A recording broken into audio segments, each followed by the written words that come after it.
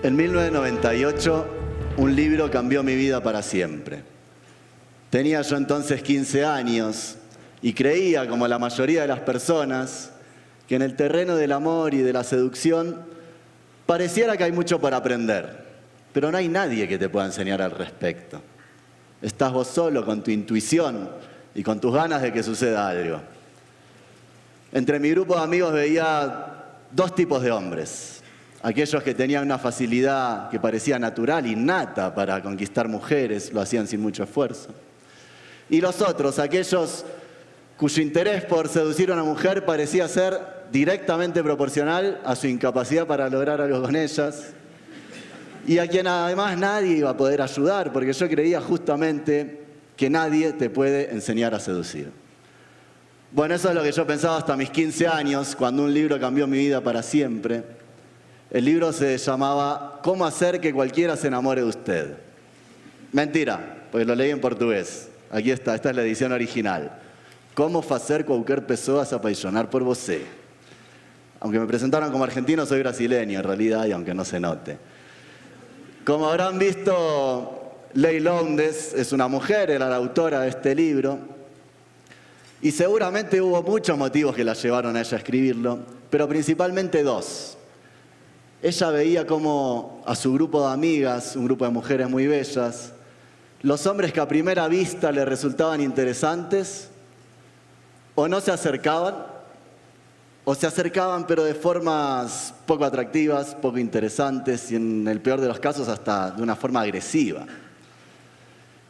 El 50% de los hombres del mundo se declaran tímidos y dicen que les gustaría aprender a seducir mejor. O sea, la mitad de los hombres que estamos aquí nos da miedo hablar con la mitad de las mujeres que nos resultan atractivas. La peor parte igual se la llevan las mujeres, porque el 70% de las mujeres declaran haberse sentido acosadas al menos una vez en la vida por un hombre. Leila escribió entonces con la idea de acortar esta brecha, esta distancia que muchas veces existe entre hombres y mujeres, y ya la intención me parecía más que positiva. Cada capítulo de su libro describía los resultados de alguna investigación científica y de ellos extraía un tip, un consejo que daba. El capítulo que más recuerdo describía el siguiente experimento. A 100 mujeres las hacían cruzar un puente firme de cemento. Otras 100 mujeres tenían que cruzar un puente tambaleante y movedizo que les generaba miedo y les hacía subir los índices de adrenalina. Al final del puente, a las 200 mujeres las recibía el mismo hombre. Les hacía alguna pregunta relativa al cruce. Lo interesante es que luego a todas esas mujeres las indagaban para saber cuán atractivo les había resultado ese hombre. Era el mismo hombre para las 200 mujeres, las del puente firme, las del puente colgante. El resultado fue que las mujeres que atravesaron el puente colgante y movedizo encontraron a este hombre mucho más atractivo que las mujeres que cruzaron el puente firme. Es decir, la experiencia adrenalínica hizo que este hombre resulte más atractivo a los ojos de estas mujeres.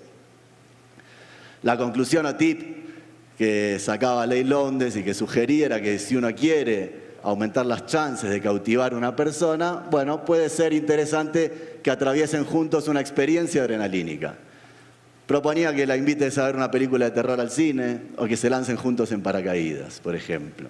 Como había unos 100 tips más, siempre relacionados con alguna investigación científica, y la autora te daba un consejo sobre cómo hablar, cómo moverte, cómo invitarle a una cita. Abarcaba todos los aspectos de la seducción. Hace poco me contaron la historia de un hombre que, siguiendo los consejos de Leigh Lowndes, invitó a una mujer a tirarse en paracaídas porque la quería enamorar. Y la mujer se enamoró, pero del instructor de paracaidismo. Puede fallar, no es una ciencia exacta. Sin embargo, siendo yo un adolescente, tenía 15 años, seguí los consejos de Leigh Lowndes como si fueran mandamientos directamente. Su libro era mi Biblia. Y aprendí muchísimo de ella y de muchos autores más que empecé a leer después. Probablemente la primer gran lección que tuve fue darme cuenta que seducir se trata mucho más de ofrecer algo a los demás que de esperar recibir algo de ellos. Erich Fromm comienza su libro El arte de amar señalando que para la mayoría de las personas el problema del amor consiste fundamentalmente en conseguir ser amado y pocos se preocupan en poder amar. Y él dice, bueno, esto es un problema, porque el amor por lo único que puede cambiarse es por amor. No tiene otra moneda de cambio. Como alguna vez dijo Lord Byron, el amor es lo único que hay que ganarse en la vida. Todo lo demás se puede conseguir robando. Y bueno, parece bastante cierto. Sin embargo, el libro de Lael no transformó mi vida porque me dio tips de seducción. Eso también me cambió, aprendí muchísimo, me transformó. Pero lo más interesante es que fue el libro con el que aprendí que todo puede ser abordado científicamente y que casi no hay ámbito de nuestras vidas en que no podamos mejorar. Yo estaba transformando ese aspecto de mi vida que siempre me habían dicho que era algo que o tenías o no tenías. Y si yo podía hacerlo, suponía que lo podía hacer cualquier otra persona. Cuando descubrí que la seducción se podía abordar científicamente, la verdad que empecé a leer más de lo que leía hasta el momento. Empecé a tratar de adquirir todo estudio científico que pudiese, que llegase a mis manos, leerlo. Y así estuve durante los últimos 20 años de mi vida. Estudiando seducción primero por curiosidad personal. Luego eso con el tiempo se fue transformando en un hábito, en un hobby, diría que en una pasión. Y por último en una profesión. Porque en parte por esta idea de que todo puede ser abordado científicamente y de que casi no hay ámbito de nuestras vidas en que no podamos mejorar, en 2008, junto a mi hermano, el neurocientífico Andrés Riesnik, y un tercer socio, Mike Tabachek, fundamos una escuela que estudia y enseña los principios de la seducción. Dictamos seminarios para hombres en diferentes ciudades del mundo, incluida esta, y ya llevo 10 años de mi vida divulgando conocimientos sobre seducción. Comencé a ver a otros hombres transformando sus vidas, que yo veía que mejoraban en la seducción y era lo que naturalmente uno esperaba, porque a mí me había pasado. En 2011, un psicólogo alemán, Andreas Baranowski, hizo un estudio científico, su tesis era la ciencia de la seducción, y midió las habilidades de seducción de hombres y mujeres antes y después de estudiar los principios de la seducción. El resultado fue que quienes estudiaron los principios de la seducción duplicaron y hasta cuadruplicaron su tasa de éxito a la hora de la conquista amorosa. Pero como les decía, eso es algo que yo suponía que iba a suceder. Lo que me llamó la atención cuando comencé a divulgar conocimientos sobre seducción fue que los hombres que aprendían los principios de la seducción reportaban, sí, una mejora en su capacidad de seducir, pero en general reportaban un cambio positivo más general en sus vidas. Esto en el estudio de Baranowski también está. Todas las personas que aprendían los principios de la seducción en general se sentían más satisfechas con su vida. Y comencé a preguntarme por qué, porque solo estaban estudiando seducción y ellos reportaban mejoras en el trabajo, en los vínculos familiares, encontraban pasiones nuevas o retomaban pasiones que habían abandonado. La respuesta a esta pregunta llegó de la mano de un diálogo con uno de mis primeros clientes. Vamos a llamarlo Pedro. Pedro en la primera clase se me acercó y me dijo, Martín, yo estoy obsesionado con Florencia. La quiero seducir a ella y si vos me garantizás resultados, el día que la seduzca me puedo morir tranquilo. Esas fueron sus palabras. Entre los hombres es bastante común esa expresión. El día que seduzca tal, me puedo morir tranquilo. Así que no le di mayor importancia. Pero a los 2 meses reapareció Pedro. Me dice, Martín, tengo que decirte que seduja a Florencia. Muchas gracias. Bueno, de nada. Pero ¿sabés qué es lo más importante? No, que no me quiero morir, me dijo. Hay un montón de cosas que quiero hacer, cuestiones que había dejado de lado, que había postergado por esta obsesión con Florencia. Ese día yo entendí que estudiar los principios de la seducción no es solamente informarse sobre algo divertido, pero que es banal o que es prescindible, sino que se trata de aprender a satisfacer una necesidad básica. Permítanme explicarme. En 1943, Abraham Maslow, psicólogo, publicó un libro llamado Una teoría sobre la motivación humana. Probablemente muchos estén familiarizados con la pirámide de Maslow. Según su teoría, las necesidades humanas básicas son pocas. Respirar, alimentarse, el descanso, la homeostasis y el sexo. Conforme a su teoría, a la cual adhiero, a medida que los seres humanos satisfacemos las necesidades más básicas, empezamos a desarrollar deseos y anhelos más elevados. La autorrealización, el reconocimiento, el altruismo, la solidaridad. Es evidente que alguien que no tiene satisfecho a su necesidad básica de alimentarse va a tener una especie de obsesión, como me había dicho Pedro, yo diría más bien un impulso, por satisfacer esa necesidad básica. En realidad, permítanme aclarar algo. Cuando preparaba la conferencia me di cuenta que Maslow hubo una necesidad básica que no supo ver, que todos tenemos hoy en día, así que me tomé el atrevimiento de agregarla al gráfico. Aquí está.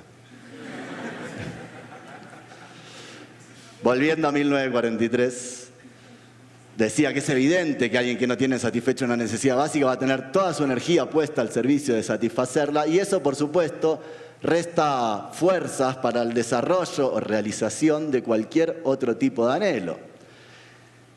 Y yo creo que esa es una de las razones por las que quienes estudian los principios de la seducción reportan un cambio positivo más general en sus vidas, porque aprenden a satisfacer una necesidad básica como es el sexo de forma consentida, y eso les permite ascender a través de la pirámide.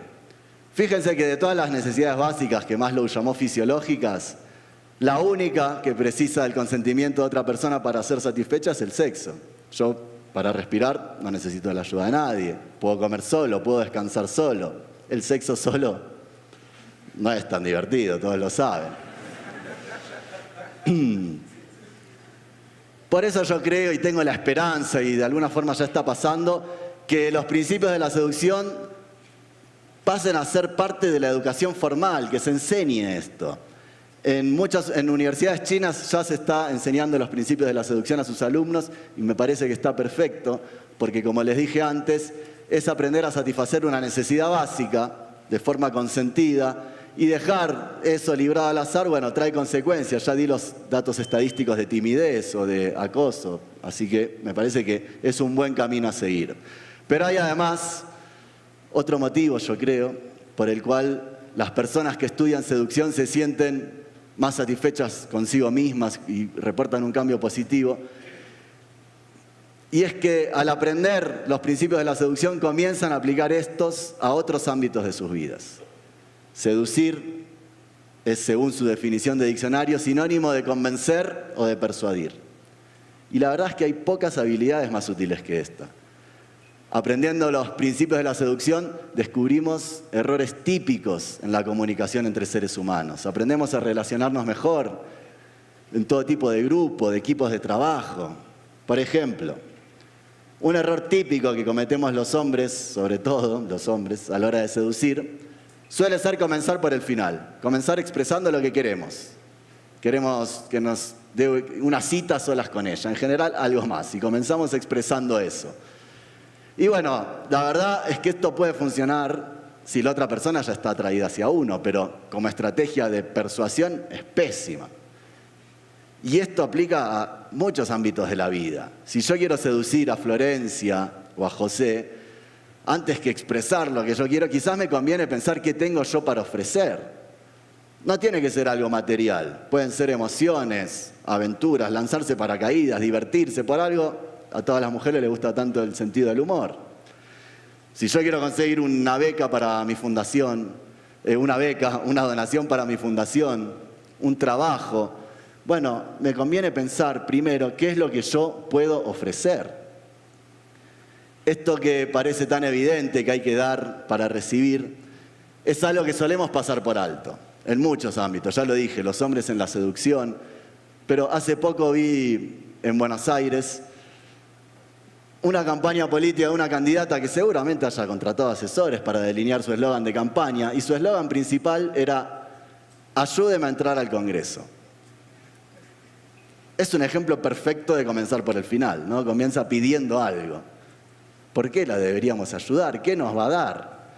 Por supuesto que le fue mal, la votaron quienes ya estaban atraídos por ella o por sus ideas, si es que las tenía, porque es imposible convencer a nadie o persuadir a nadie con ese eslogan. Nuestra capacidad de dar está intrínsecamente relacionada con nuestro desarrollo personal. Nuestra realización como seres humanos, una vez satisfechas esas necesidades básicas, obviamente, nuestra realización como seres humanos no pasa tanto por lo que podamos obtener del mundo, sino por lo que seamos capaces de dar. Si yo tuviera que definir qué significa aprender a seducir, diría que se trata de aprender a dar lo mejor de uno mismo siempre, y en la medida en que seamos nuestra mejor versión siempre, cosas buenas nos van a suceder. Ampliar nuestra capacidad de dar nos hace ser mejores personas, más compasivas, menos egoístas, más seductores también. Además, en el terreno del amor, realmente no nos queda otra opción, porque como alguna vez dijo Erich Fromm, para ser amado hay que aprender a amar. A mí un libro hace 20 años me enseñó que podemos aprender de todo. Estoy convencido que preocuparnos por dar cada día lo mejor de nosotros mismos, por conocernos cada día un poco más, nos hace más libres, más humanos y podemos hacer del mundo un lugar mejor. Muchas gracias.